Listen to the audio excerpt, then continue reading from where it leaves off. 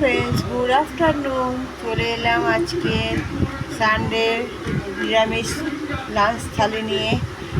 আজকে নিরামিষ কেন সবাইকে বলছি, কালকে বাড়িতে কোজাগরি লক্ষ্মী পুজো আছে, তাই আগের দিন আমরা নিরামিষ খাই, তাই আজকে নিরামিষ করলাম।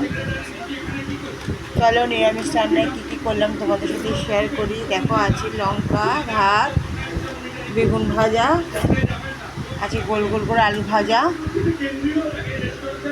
পেঁপে দিয়ে মুগের ডাল, যার মধ্যে লেবু পাতা আছে, গন্ধরাজ লেবু পাতা আছে, আলু বরবটি একটা সবজি, আর আছে টমেটোর চাটনি। এই হচ্ছে আজকে আমার দুপুরের লাঞ্চের মেনু।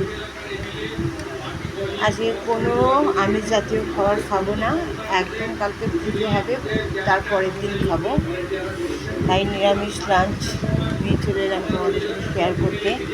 তোমরা কে কিছু অবশ্যই কমেন্টস করে জানিও।